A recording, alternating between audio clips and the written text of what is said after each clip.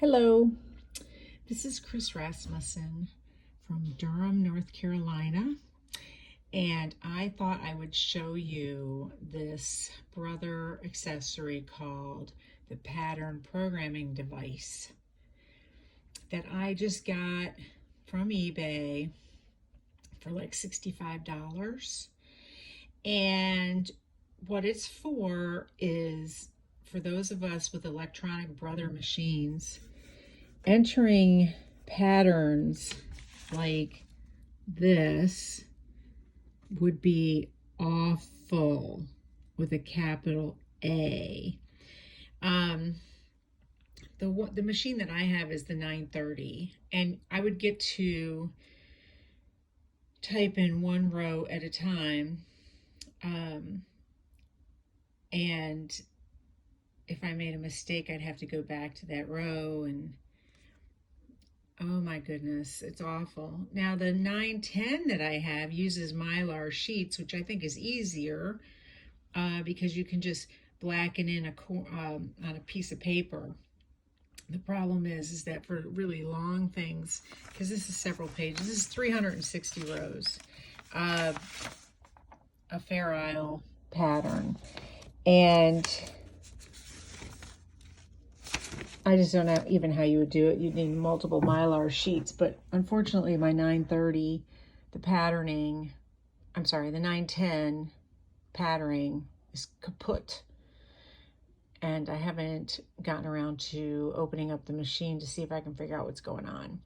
So this little device allows you to use this with a TV set. And the thing of it is, you got to have an old TV set. You can't have a new widescreen TV set or even a semi-new widescreen TV set because the pixels won't work right. I tried it on a different TV and it was scrolling off the top and off the bottom, and it was because the newer TV, which is behind there, is trying to be very widescreen and it's just not working. And so I went to a Salvation Army type place. It's actually called Restore, the Habitat for Humanity place, and I got this TV.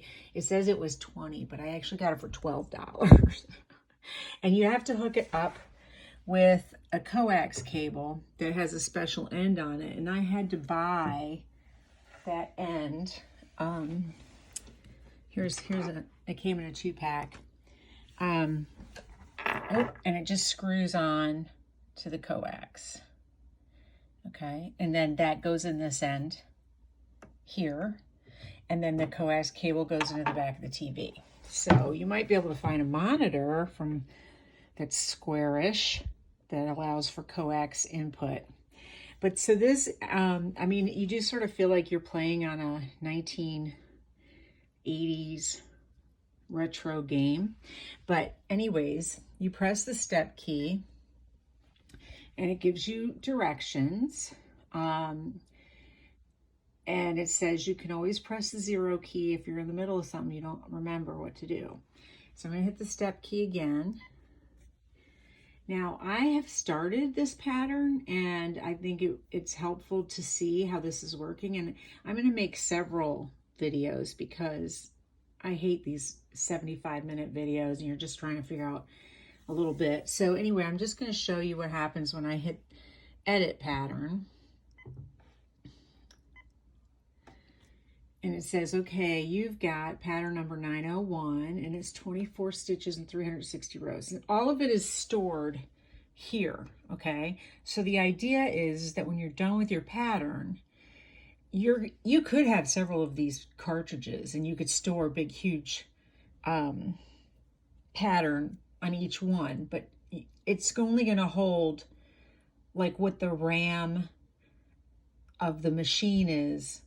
So for example, my 930 can't hold much more than that as a custom pattern, okay? So that's another issue. I was like, if I'm going to hand put all those in there and then I won't have enough room to do anything else, that'll be a disaster.